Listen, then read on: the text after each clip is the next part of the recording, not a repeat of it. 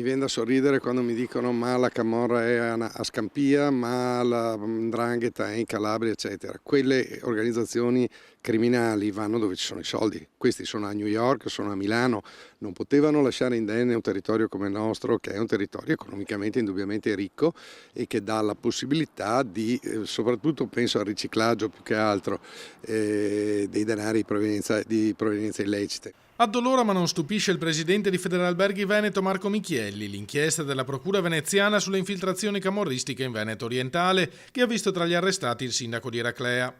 Qui da noi, ricorda, è una storia dalle origini antiche che risale almeno al rapimento Pasti del 1981.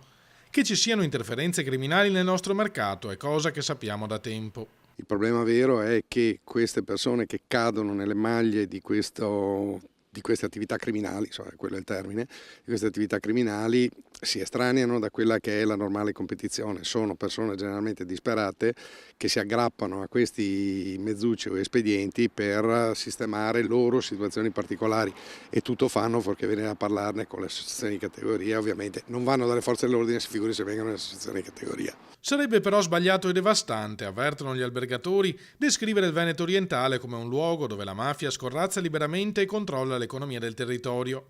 Non ne facciamo una questione di immagine, ma di rispetto per la verità. Eraclea non è la Palermo degli anni 70. Teniamo presente che stiamo parlando di un comprensorio di spiagge che sviluppa 30 milioni di presenze turistiche durante l'estate, stiamo parlando di migliaia e migliaia di aziende, stiamo parlando di un'economia non sostanzialmente sana che ha qualche, diciamo, è una bellissima pelle con qualche brufolo. Questi brufoli vanno sicuramente estirpati. Non vedo un tumore nelle nostre località.